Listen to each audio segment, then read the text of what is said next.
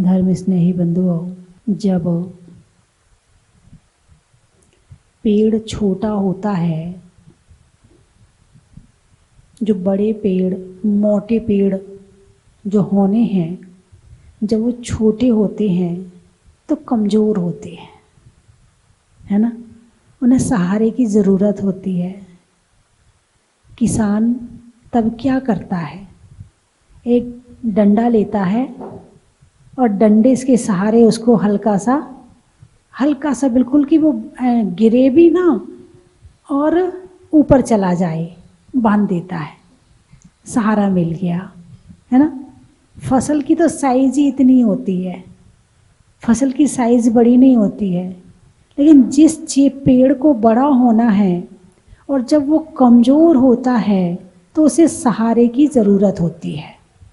वो बिना सहारे के आगे नहीं बढ़ पाता है। जब बच्चा छोटा होता है तो उसे भी सहारे की ज़रूरत होती है ना।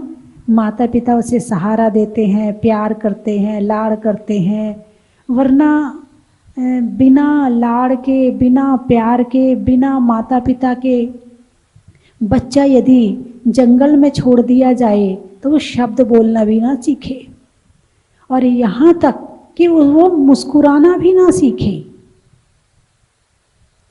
जब बच्चा छोटा होता तो उसकी ठोड़ी पे हाथ लगा के तुम मुस्कुराते हो तो वो समझता अच्छा ऐसे मुस्कुराया जाता है, तो फिर वो भी मुस्कुराता है। यानी मुस्कुराना भी सिखाया जाता है। फिर जब बच्चा थोड़ा और बड़ा होता है, फिर अंगुली पकड़ पकड़ के पढ़ाते हो, लिखाते हो, स्कूल भेजते हो, उसे सहारा मिल गया। अब वो बच्चा 10 साल का हो गया, अब थोड़ा कम सहारा चाहिए, अब वो दूर स्कूल चला जाता। बच्चा 20 का हो गया, अब वो अगले शहर में पढ़ने चला जाता है, अब उसे सहारे की ज़रूरत नहीं है। अब वो उंगली पकड़ के नहीं चलेगा, अब वो समर्थ हो गया है। तो जब तक समर्थ ना हो, चाहे पेड़ हो, चाहे मनुष्य हो, चाहे और चीज़ें हो, सबको सहारे की ज़रूरत होती है ना। सहारा मिल गया और जब वो परिपक्व हो गई तो फिर सहारे की ज़रूरत नहीं है। ऐसे ही अनंत काल के संस्कार भोगों के हैं, पाप के हैं, है ना, कषायों के हैं।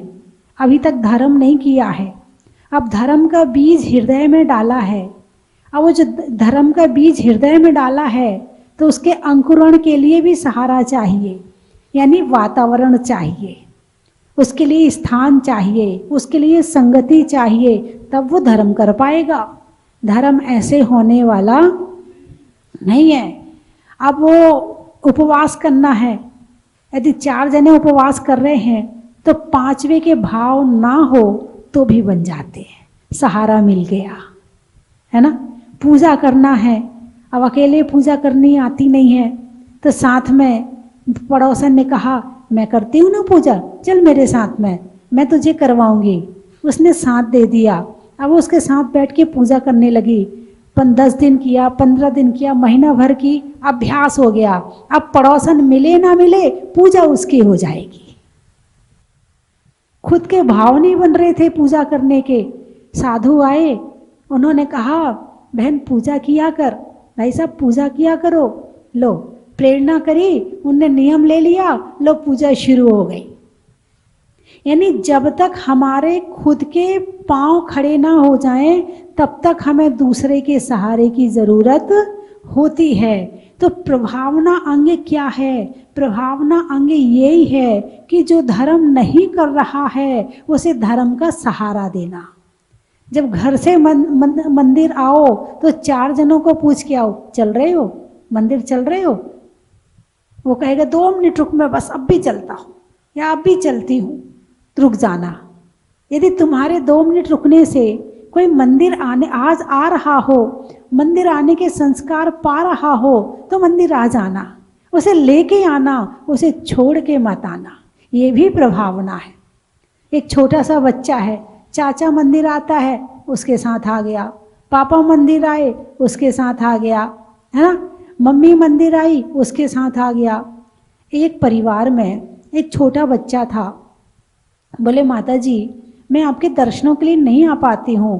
भाई बात क्या है, वो बच्चा छोटा है ना, अब मैं आऊँ तो फिर उसको भी लेके आना पड़ता है, और वो छोटा है तो उसको कैसे लाएं। मैंने कहा संस्कार डालने का समय तो यही है, धर्म को घुट्टी में पिलाना है। पहले के समय में घुट्टी पिलाई जाती थी ना, वो जायफल को घिस करके, अब सर्दी आ गई है, जायफल को घिसते थे पत्थर पे, और पत्थर पे घिस के थोड़े दूध में घिसते थे और उसे थोड़ा सा बच्चे को कर देते थे, तो बच्चे को सर्दी नहीं लगती थी, क्योंकि छोटे बच्चों को सर्दी ज़्यादा लगती है। बूढ़ों को और बच्चों को कमज़ोर होता है शरीर, इसलिए सर्दी ज़्यादा लगती है, तो घुट्टी पिलाई जाती थी। अब तो वो शीशी में दवाई बन के आती है, माँ वो पिला देती है। अब क्या क्या मिला हुआ है उसमें कुछ नहीं पता है, और पहले प्योर होती थी, घर की होती थी, मिलावट नहीं होता था।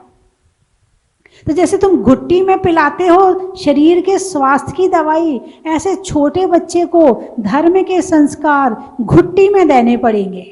ये मत सोचो कि बच्चा छोटा है तो मैं मंदिर कैसे जाऊं। अरे तुम भी मंदिर आओ और बच्चों को भी मंदिर लाओ, तभी तो संस्कार आएंगे, और नहीं तो इन पैरों को संस्कार कैसे मिलेंगे। अच्छा मुझे ये बताओ, पैरों को संस्कार दिए जाते कि नहीं दिए जाते? पैर संस्कारित होते हैं कि नहीं होते हैं? अरे बोलिए ना। आपको आपके जीवन में प्रैक्टिकल भी होगा, है ना, कि आप पहले पुराने मकान में रहते थे, फिर आपने नया मकान बना लिया, है ना। अब नया मकान बना लिया और प्रवेश भी कर लिया, तो 2, 4, 10 दिन, 15 दिन तो गाड़ी पुराने मकान में जाती है, या पैर पुराने मकान में जाते हैं। क्यों? पुराने मकान की आदत पड़ी है। किसको? पैरों को, दिमाग को। ये हो गए संस्कार। ऐसे ही मंदिर आने के भी पैरों को संस्कार डालने पड़ते हैं। जब रोज मंदिर आओगे, रोज मंदिर आओगे, रोज मंदिर आओगे, रोज मंदिर आओगे, फिर आना नहीं पड़ेगा, पैर अपने आप चले आएंगे। आंखों को संस्कार, हाथों को संस्कार, मुंह को संस्कार, बोलने के संस्कार, सूंघने के संस्कार, हर चीज की आदत होती है। और बच्चों को टोक टोक के बुरी आदत इसलिए छुड़ाई जाती है कि बच्चा हो बड़ा होकर वैसे ही ना बन जाए, इसलिए माँ उसे टोक टोक के बुरी आदत छुड़ा देती है और अच्छी आदत उसके अंदर में डाल देती है। और माँ ही क्या, पड़ोसी छुड़ा देता है, गुरु छुड़ा देते हैं, मित्र छुड़ा देते हैं। मित्र या तो बुरी आदत डाल देते हैं या छुड़ा देते हैं।